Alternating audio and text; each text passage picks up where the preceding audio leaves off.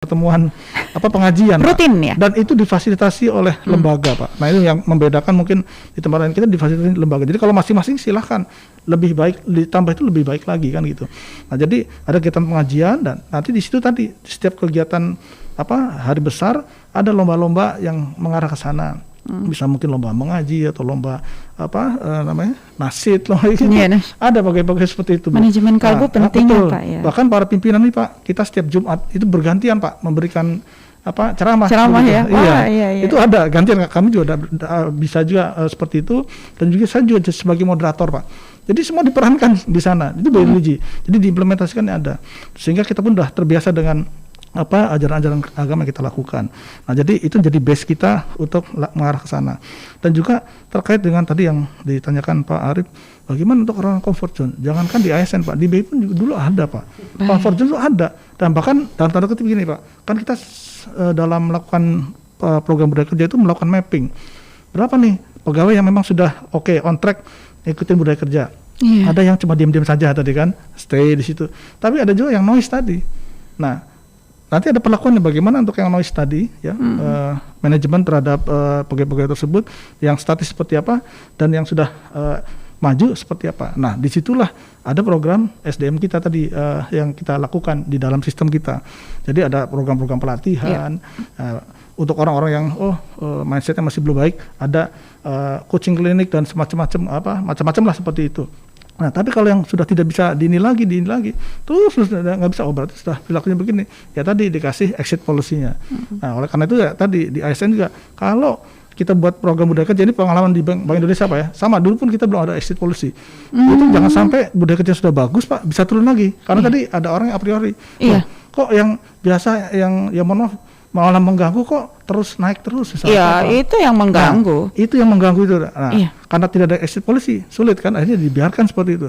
Nah, sekarang udah nggak lagi, karena ada exit policy, mau nggak mau ya semua karyawan harus baik dan paling tidak noise begitu. Dia jalan seperti target yang ditetapkan. Nah, kemudian tadi bagaimana agar SDM itu bisa inline dengan pencapaian tujuan, ya tadi semua kegiatan tuh harus diarahkan ke pencapaian tujuan. Jadi bukan hanya budaya kerja tuh hanya semacam kegiatan tadi kayak main-main kok nyanyi ini tapi ada tujuannya yang diarahkan ke arah sana. Tadi bagaimana kita melatih agar pegawai itu bisa berkomunikasi secara efektif kan untuk mencapai kinerja. Nah, kemudian bagaimana kita meningkatkan engagement pegawai, ini paling penting nih, karena engagement itu bisa muncul kalau role modelnya ada. Memang mau nggak mau dari pimpinan organisasi, kalau mungkin di ASN dia Pak Gubernur atau Pak Bupati atau Pak Wali Kota harus memberikan contoh. Nah kemudian Pak Gubernur atau Pak Bupati atau kami di Dewan Gubernur itu kepada kami Pak pimpinan Satker, kalau mungkin di sini pimpinan SKPD. Nah itu pun juga sama, harus saling kita kontrol, kita juga ngasih arahan. Itu rutin Pak. Kalau kami tiap bulan itu ada pertemuan arahan dari Pak Gubernur kepada kami untuk memberikan informasi kebijakan apa yang berubah, kebijakan apa, kemudian evaluasi sekaligus di situ di acara itu. Nah, nanti dari situ kami pimpinan Satker kepada rekan-rekan kami di Satker ya kita lakukan seperti itu. Dan jadi budaya ini terus dilakukan sehingga ya tadi mekanisme kontrolnya jalan, pencapaian juga jelas, didukung tadi program SDM kita yang memang harus mengarah ke sana, termasuk tadi yang disampaikan di awal oleh Pak Arianto untuk program-program belajar kita. Ya sekarang sudah ada sistem Pak, sudah ada yang namanya kalau kita nih di BINS namanya BI Institute, itu khusus menangani untuk peningkatan pengetahuan kompetensi pegawai.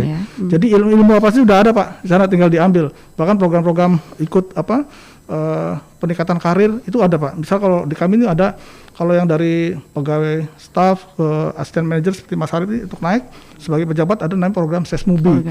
Jadi program pelatihan untuk mereka naik menjadi manajer. Nah nanti ada Sesmabi jadi madya, kemudian Sestabi sampai Sespb gitu. Nah itu ada program-program pelatihannya semua di-equip dan orang-orang udah tinggal bisa ngakses Pak. Ilmunya udah ada. Jadi kalau mau cepat ya silakan aja belajar di situ. Nah dari situ nanti kan dia harus implementasikan ke kerjaan sehari-hari dan kompetensi bisa dia pakai dan akhirnya bisa meningkatkan pencapaian targetnya tadi. Nah ini yang terus kami lakukan sehingga ya alhamdulillah semua ikut selama ini budaya kerja ini kan harus ada KPI-nya ya. Nah BI juga kan dinilai bukan oleh kita Pak, tapi oleh orang lain Pak. Kami itu ada yang namanya konsultan khusus di luar yang dia menilai kita Pak. Termasuk kalau Bapak lihat ya, kalau misalnya kita ada produk-produk misal kajian ekonomi regional kan selalu disebar Pak. Itu semua ada feedbacknya semua. Nah jadi kita nggak bisa main-main nih. Bisa semacam kuesioner juga itu ya Pak ya? Selalu disebar gitu. Baik. Jadi gimana pendapatnya, skala berapa, itu ada semua, terukur semua KPI-nya.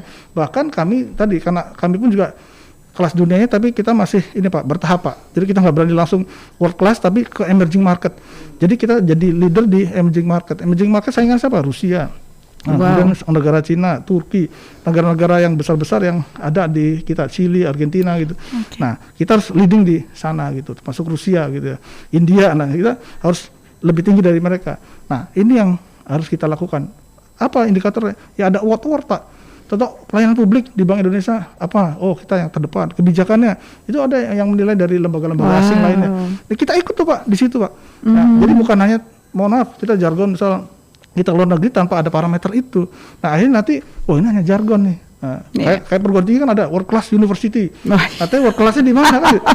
Kan harus ada alat ukur ya kan? Misal, iya dong. Masuk ranking dunianya yang tadinya mungkin 500 bisa jadi 50 besar. Nah kita pun sama seperti itu. Jadi ada ininya. Jadi pada saat pencapaian award ya kita punya. Kemarin the best central bank Pak Gubernur Ferry Warjo dapat. Kemudian kebijakan makroprudensial juga kita dapat, kemudian pelayanan publik juga kita dapat, termasuk mungkin penghargaan dari pemerintah kepada Bank Indonesia, itu pun juga dianggap award-award yang mendukung pencapaian tugas tadi. Karena ini kan kita bekerja ada mandatnya harus dipertanggungjawabkan. Nah disitulah ada alat-alat ukur yang memang harus kita pastikan bahwa kita mengarah ke sana. Gitu, baik Pak Budi, SOP-nya harus jelas. Jadi mungkin Pak Ari bisa sampaikan juga ke teman-teman ASN, take it or leave it. Silakan ditanggapi Pak.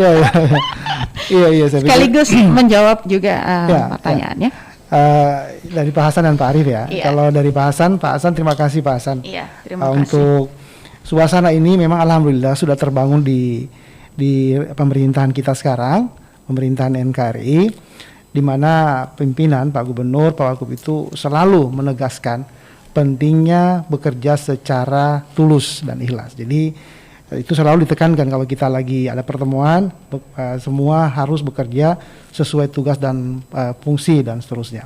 Kemudian dilandasi betul-betul semangat untuk ikhlas bekerja dan juga didorong untuk kita berkolaborasi. Jadi saya kira Pak Hasan terima kasih mengingatkan, alhamdulillah kami di dalam lingkungan seperti itu ya. Kemudian Pak Arif, ya ini pertanyaan menarik ini, kenapa harus berkelas dunia? Benar kita bisa mencapai itu dengan kondisi yang dari paling bawah lokal terus nasional, regional sampai kelas dunia.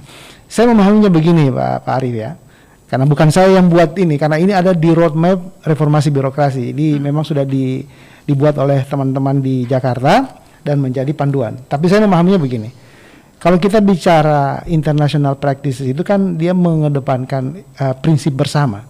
Jadi hal-hal yang bisa diterima oleh semua, mau bangsa berkembang, developing countries, emerging countries, atau developing countries, seterusnya.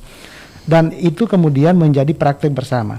Nah, artinya dunia memandang, si penggagas ini memandang bahwa kita tidak boleh berbeda kinerja kita dengan negara yang lain, kira-kira begitu. Jadi harus sama, karena negara lain juga mencoba mencapai gold standar, international standar untuk bekerja. Nah, kita juga diharapkan untuk ke sana. Terlepas apakah kita bisa menuju sampai di sana atau tidak, ini soal lain. Tapi ini bicara roadmap, bicara itikat, bicara strategi. Tentu saja Presiden berharap itu bisa kita capai. Di dalam arahan Presiden 2021-2024, dari 5 arahan itu, salah satunya adalah yang hal ini. Kita harus bisa mengembangkan SDM untuk bisa seperti tadi, ASN berkelas dunia dan seterusnya. Dan pertanyaan menarik yang juga relevan adalah, kalau kita betul ingin ke sana, apakah betul kita bisa mengajak teman-teman ASN yang sudah bekerja puluhan tahun, yang dalam framework berpikir yang inbox ini bisa berubah? Ini juga pertanyaan menarik. Saya berdiskusi dengan teman-teman, saya katakan begini, apakah bisa ibu-ibu yang tinggal di Depok naik bus sampai di Jakarta, ini saya contoh kementerian ya, sampai di kementerian sudah berpuluh-puluh terus bisa melakukan perubahan yang begitu pasif dengan machine learning dan segala macam? Saya kira itu tidak bisa, tapi bukan tidak mungkin. Jadi belum bisa tapi bukan tidak mungkin. Jadi di dalam penjelasan dan kita ikuti dengan Kemenpan itu, Kemenpan sementara merancang strategi agar mau tidak mau mereka harus berubah.